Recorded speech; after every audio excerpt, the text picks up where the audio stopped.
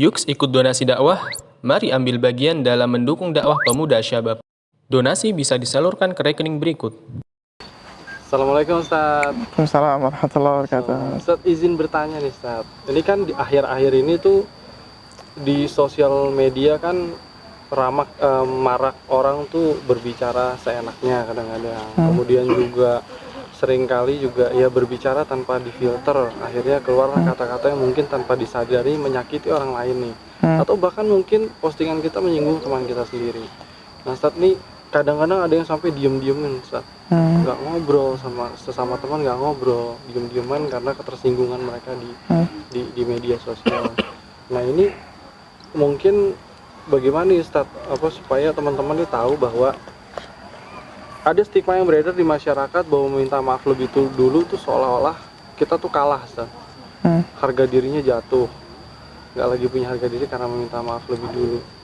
Nah kalau dalam pandangan Islam sebetulnya perihal meminta maaf lebih dulu dari dua pertengahan antara muslim ini bagaimana Ustaz?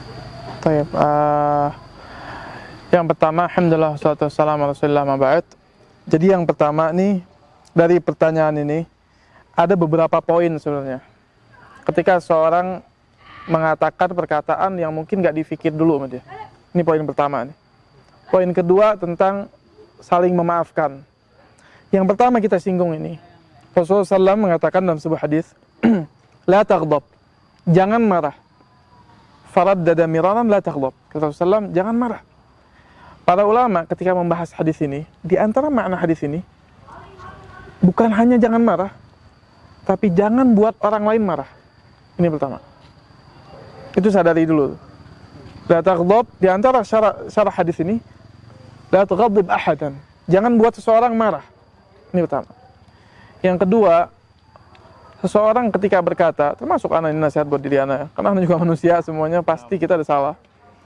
Kadang kita nggak berasa, subhanallah. Makanya Allah bilang, la taqfu ma laysa laka bihi ilm, inna sam'a wal basara wal fu'ada kullu ulaika kana anhu mas'ula.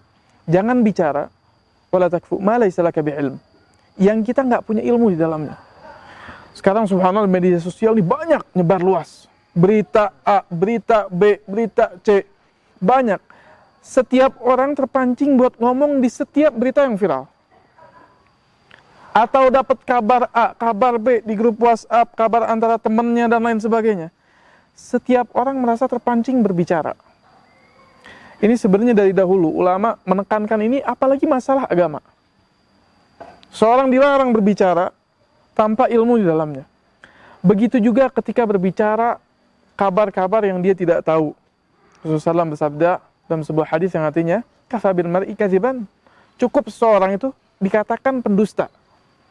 Kenapa kapan dia pendusta? Cukup kata Rasulullah ketika dia nukil semua kabar yang dia dengar. Dengar A langsung nukil A. Dengar B langsung nukil B. Terus gak ada saringannya. Ini pertama yang harus direm apa? Tindakannya dia. Seorang suruh berpikir sama Islam. Islam datang nih ngajarin seorang berpikir. Makanya ada satu kitab bagus sekali namanya Tazkiyatun Nafs. Digabungkan kitab ini oleh Syekh Ahmad Farid dari 4 a'immah. Di antaranya Ibnu Qayyim rahimahullah, dan Ibnu Qayyim banyak berbicara masalah Tazkiyatun Nafs.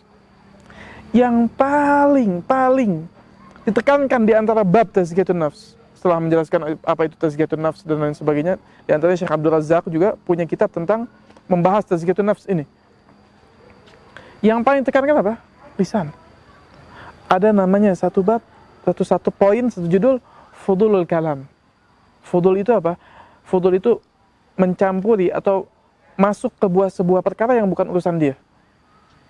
Fudul Kalam, dia berbicara yang sebenarnya bukan urusan dia. Bukan bidangnya dia. Pun ketika berbicara kepada orang lain. Mungkin bisa membuat orang lain marah, tersinggung, atau dia punya berita yang belum tentu betul, dikatakan kepada temannya.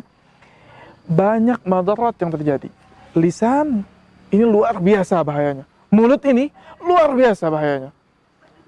Bahkan Rasulullah SAW dalam kitab Tauhid disebutkan. Dalam kitab Tauhid itu ada sebuah pembahasan bab tentang sihir. Disebutkan sebuah hadis tentang di antaranya hadis namimah. Orang yang namam, suka ngadu domba. Disebutkan bahayanya namam ini luar biasa. hampir setara dengan bahayanya sihir, bahkan kadang lebih. Kenapa? Terkadang dengan satu lisan seseorang bisa mengadu domba antara dua kampung, bisa adu domba dua negara, dua saudara, dipisahkan apa? Lisan. Jangankan antara teman, antara suami istri, lisan.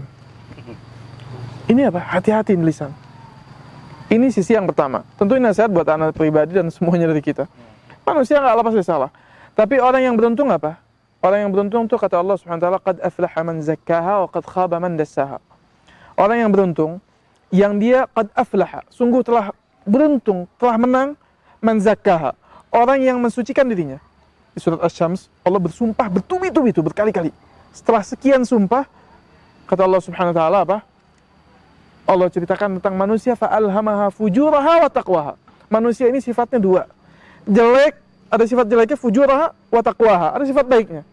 Kemudian Allah bilang di ayat selanjutnya, qad aflaha man zakkaha.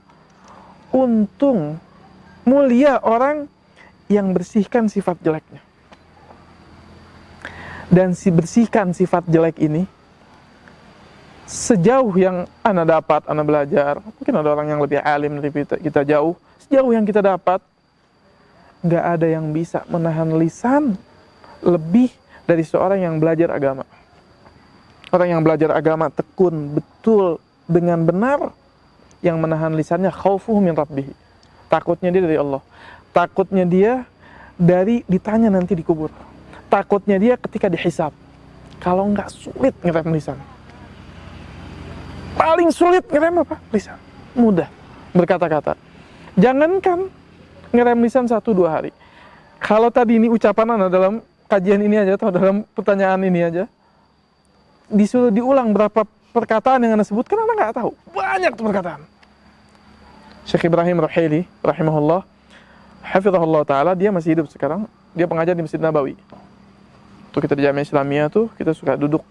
Kadang-kadang kalau sore hari, namanya santri kita dulu, atau pelajar Jamiah Islamiyah, sore hari kita ada kesempatan datang ke Masjid Nabawi. Di antara maghrib sama isya, dia punya kajian di masalah kitab tauhid. Nah, dia bilang, satu hari pernah dia duduk, dia bilang, dia diam, dia bilang, subhanallah.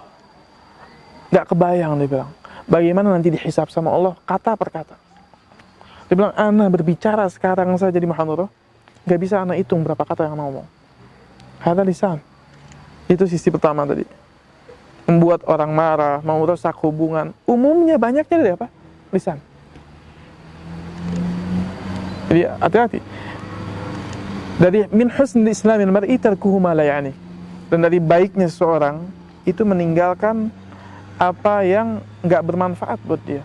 Dan banyak ungkapan-ungkapan dari para tabi'in, dari para sahabat, dari para salafus saleh. Man dhabata batnahu, katanya, barang siapa yang bisa menjaga perutnya, dhabata lisanu. Dia bisa jaga lisannya. Jadi lisan ini penting nih. Barang siapa yang bisa jaga lisannya, dia bisa menjaga agamanya. Perkataan lain Umar bin Khattab bilang apa? Man kathura kalamuh, kathura malamuh. Orang yang banyak bicaranya, makin banyak, terus saya ini ketika banyak bicara, nanti apa? Banyak kemungkinan jatuh di kesalahan. Jadi mungkin orang lagi kajian nih seperti ini, jangankan perkataan-perkataan yang lain, ini lagi kajian aja begini nih. Ngomong banyak. Mulai banyak keluar dari Al-Quran, dari Sunnah, ngomong ke kanan kiri. Ketika diulang, mungkin 1-2 perkataan ada yang salah. Jiman kathura kalamuh, kathura malamuh. Mungkin ada kesempatan dia dicela lebih banyak, lebih besar. Kalau seorang harus berbicara dengan yang manfaat, ini yang pertama. Yang kedua, ketika seorang misalnya tersinggung oleh orang lain. Pertama, ini subhanallah, kita hidup makhluk sosial. Mesti ada apa? Take and give. Kurang lebih. Sama orang. Gak bisa setiap orang harus gak boleh nyinggung dia. Kadang ada orang yang tipenya kayak begini. Ini repot juga. Di satu sisi kita nahan, di Islam itu jangan nyinggung orang lain. Satu sisi juga jangan terlalu singgungan. Maafin orang lain. Mungkin ada 1-2 perkataan orang yang salah, tegur. Nasihati. Bukan dari hak seorang muslim nasihati. Diingatkan. Dan nasihati menerima. Masalah orang meminta maaf, Allah nggak ragu. Orang yang duluan minta maaf ini yang utama. Abu Bakar radhiyallahu ta'ala anhu, ketika anaknya Aisyah difitnah, disebut berzina, hadisatul ifk. Lalu Abu Bakar sumpah gak mau kasih nafkah ke Mistah. Mistah ini salah satu kerabat jauhnya. Karena kalau sakit hati, Mistah ini ikut ngomongin anaknya. Ketika Allah sucikan Aisyah radhiyallahu ta'ala anha ummul mukminin, Abu Bakar sumpah. Kata Allah Subhanahu wa taala, "Ala tuhibbu?" Apa engkau enggak suka dimaafkan sama Allah? Maafin. Lalu Abu Bakar sumpah. Setelah itu apa? Dia kafal sumpah, dia sumpah enggak bakal dia berhenti sampai dia meninggal atau semampunya dia untuk kasih nafkah ke keluarganya Mistah. Dia maafin. Rasulullah SAW berbalik lagi ke Rasulullah SAW, ada orang yang apa? Pemaaf. Ini bukan berarti pemaaf ini enggak tegas. Ada beberapa perkara kita harus tegas. Ditegur orang bukan berarti kita nggak maafin. Kita tegur orang yang salah, kita tegur. Ini kesalahannya. Justru dari cara kita menolong orang yang zalim, kata Rasulullah SAW, unsur akhaka zaliman atau mazluman.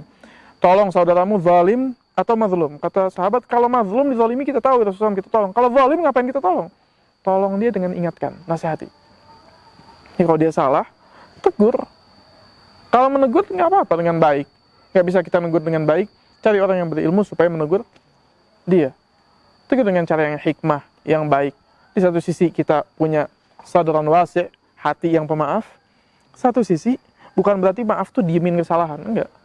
Rasulullah SAW sering kali menegur sahabat-sahabat, tegur. Ada sahabat yang makan pakai tangan kiri, kul biyaminik, makan pakai tangan kanan. Ditegur sama Rasulullah SAW. Ditegur fulan, bukan berarti Rasulullah SAW enggak pemaaf. Rasulullah SAW sangat pemaaf. Ketika masuk Fathul Makkah, Rasulullah SAW dalam keadaan menunduk, memaafkan semua orang yang buatnya salah sama dia. Tapi tetap menegur. Jadi mungkar, bukan berarti kita tidak memaafkan orang. Itu kurang lebih ya. Wallahu ta'ala alam.